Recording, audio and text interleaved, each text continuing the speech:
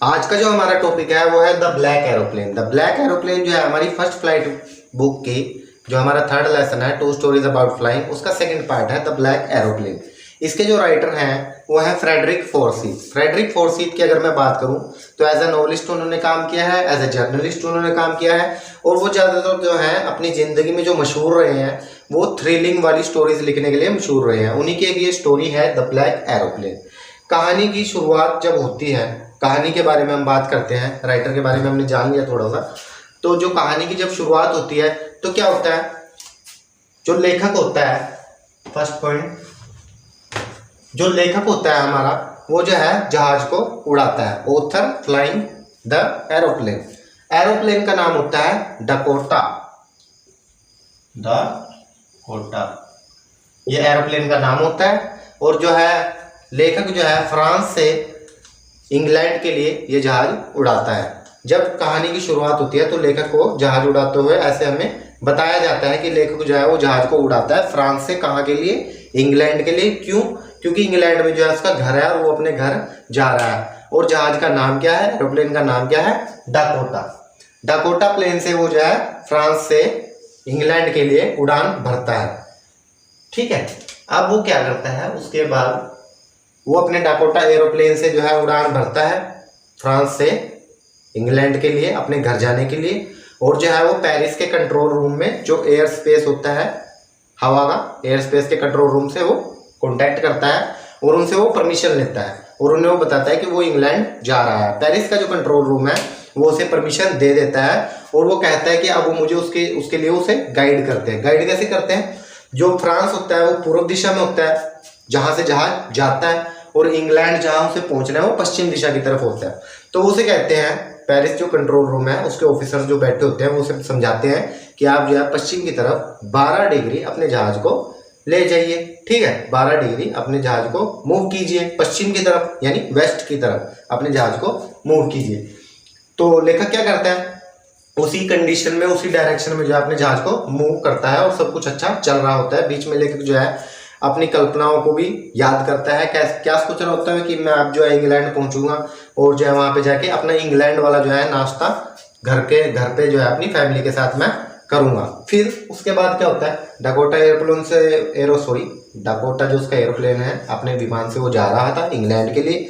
Paris control room से वो contact भी कर लेता है, वहां से परमिशन भी मिल जाती है। पेरिस कंट्रोल रूम जो है उसे डायरेक्शंस भी बता देता है और उसे गाइड भी करता है। उसके बाद क्या होता है, वो सामने अपने देखता है कि जो है तूफानी जो है बादल जो है उसके सामने घिर चुके हैं, यानी आसमान जो है पूरा बादलों से घिर चुका है, घने बादलों से। बारिश लश्क रही है, यानी बारिश हो रही है, होने के चांस हो रहे हैं बहुत ज़्यादा घने। और जो है बिजली लश्क रही है, बिजली चमक रही है। तो उसको क्या लगता है कि अब जो है वो शायद इन घने बादलों के ऊपर से अपने विमान को ना उड़ा पाए। वो जो है पेरिस से 150 किलोमीटर जो है आगे आ चुका है, यानी इंग्लैंड जाते हुए पेरिस से वो 150 किलोमीटर आ चुका है। 150 किलोमीटर वो हवा में सफर तय कर चुका है।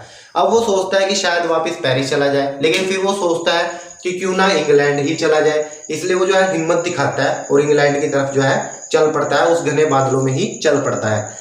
अब जैसे ही वो उन घने बादलों में उनके बीच फंसता है, यानी फंस जाता है, वो उनके बीच में जाता है, तो वो देखता है कि उसके विमान की जो है स्थिति बहुत ज़्यादा खतरनाक हो चुकी है, यानी उसे बहुत सारी परेशानियां जो है वो फेस करनी पड़ती है। कौन कौन सी परेशानियां उसके सामने आती हैं? परेशानियां जो उसके सामने आती है, फर्स्ट ऑफ ऑल जो है उसका जो दिशा सूचक यंत्र होता है, यानी जो जहाज में जो है एक डायरेक्शन इंडिकेटर जो लगा होता है जो आपको डायरेक्शंस के बारे में बताता है, वो डायरेक्शन इंडिकेटर जो है उसका फेल्ड हो जाता है। सेकेंड पॉइंट, जो उसने पेरिस कंट्रोल रूम जो कॉन्टैक्ट किया था, पेरिस कंट्रोल रूम को जो कॉन्टैक्ट उसने किया था, जो उन्हें दिशाएं बता रहा था, डायरेक्शंस बता रहा था कि आप इस डायरेक्शन पे चलिए, ऐसे करिए, वो उससे जो है उसका संपर्क टूट जाता है। अब जो है लेखक हताश हो जाता है, निराश हो जाता है और उसे उम्मीद नहीं रहती कि अब क्या होगा। अब जैसे मान लो हवा में इतनी ऊंचाई पर वो उड़ रहा है और वहां से उसके यंत्र खराब हो जाते हैं, और एक परेशानी और आ जाती है उसके सामने कि जो है उसका तेल भी खत्म होने वाला होता है, जो उसके एरोप्लेन में डला हुआ होता है वो खत्म होने के समाप्ति के कगार पर पहुंच जाता है। अब उसकी उम्मीद जो है टूटने लग जाती है। उसके बाद इस स्टोरी में क्या होता है कि जब ऐसा उसके साथ होता है तो उसके बाद जो है उसे एक काला विमान जो है अपनी तरफ दिखाई पड़ता है, अपने साथ में से गुजरता हुआ दिखाई पड़ता है। वो उस काले एरोप्लेन में जो है एक पर्सन यानी पायलट जो है वो बैठे हुए होते हैं, जो उसको इशारा करते हैं कि फॉलो मी, यानी मेरा पीछा करो या मेरे साथ चलो। तो लेखक क्या करता है, जैसे एक इंसान होता है ना, कोई मुसीबत में घुस जाता है तो वो क्या सोचता है, वो उसके लिए निकलने के लिए तरह तरह की कोशिशें करता है। तो वो भी जो है लेखक उस ब्लैक एरोप्लेन को देख के जो है उससे जो है उसका फॉलो करता है, उसको पीछे करता है। काफी समय जो है उसको फॉलो करते हुए उसे निकल जाता है। अब जो है 5-10 मिनट का या थोड़ी वक्त का जो है उसके पास ईंधन बचा हुआ है। अब जो है वो जहाज उसका नीचे जाने लगता है, नीचे जाने लगता है और सामने जो है लेखक देखता है कि सामने ही रनवे है, यानी कि लेखक जो है वहां पहुंच चुका है और उस घने बादलों से बाहर निकल के आ चुका है। वो रनवे जो वहां पे बना होता है, रनवे पे उतरते ही वो क्या करता है, सबसे पहले जो है ना वो जाके वहां कंट्रोल रूम में जाता है, जो वहां का कंट्रोल रूम है उस कंट्रोल रूम में जाता है और वहां पे पता करता है कि मैं उस ब्लैक एरोप्लेन के बारे में जानता हूँ या मैं पता करना चाहता हूँ, और उसके जो पायलट थे उनको मैं थैंक यू करना चाहता हूँ जिन्होंने मुझे इस मुश्किल समय में मेरी मदद की, मुझे बचाया, मुझे डायरेक्शंस दिखाई। मेरा फ्यूल भी खत्म होने वाला था और मेरा दिशा सूचक यंत्र भी खराब था और मेरा कंट्रोल रूम से संपर्क भी टूट गया था। वो वहां पे जाता है, वहां पे एक वुमेन ऑफिसर बैठी होती है जिनकी वहां पे ड्यूटी होती है उस कंट्रोल रूम में। वो जो है उनको देख के थोड़ा आश्चर्यचकित हो जाती है ये बात सुन के उनसे, क्योंकि उन्हें तो पता है, क्योंकि उन्हें तो रडार पे उनका सब दिखता है। तो वो कहती है कि हमारे रडार पर सिर्फ आप ही का एक अकेला एरोप्लेन था और कोई एरोप्लेन इस रडार पे मौजूद नहीं था। अब जो है यहाँ पे जो है कहानी खत्म हो जाती है। कहानी खत्म होती है एक थ्रिल के साथ। थ्रिल कैसे कि लेखक जो है हवा में उड़ रहा था, तरह तरह की परेशानियों में वो घिरा हुआ था। कहाँ से वो ब्लैक एरोप्लेन आया, वो ब्लैक एरोप्लेन क्या लेखक की कल्पना थी, क्या वो ब्लैक एरोप्लेन सच में कुछ था, क्या वो घोस्ट एरोप्लेन था जिसने लेखक की मदद की, और कैसे उसने सही सही मदद की, उसको सही डायरेक्शन दिखाई। ये सब चीजें जो है यहाँ पे कहानी के अंत में हमें खुद से जो है सोचने के लिए मिलती है। अब इसके बेस्ड पे आपके कुछ क्वेश्चंस आ सकते हैं।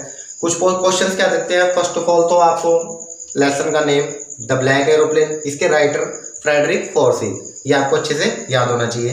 क्वेश्चन और क्या आ सकते हैं आपको, लेखक कहाँ से कहाँ के लिए जा रहा था, लेखक पेरिस से जा रहा था जो फ्रांस की राजधानी है, पेरिस से जा रहा था इंग्लैंड के लिए, ठीक है। लेखक के विमान का नाम क्या था, डकोटा, और लेखक ने जो है कितनी दूरी तय कर ली थी जब जो है तूफान में वो घिरा, 150 किलोमीटर, 150 किलोमीटर।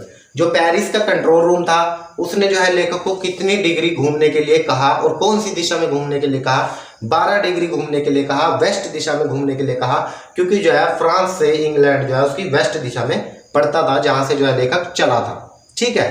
और दूसरी बात, क्या वो ब्लैक एरोप्लेन जो था वो सच में था या लेखक का भ्रम था।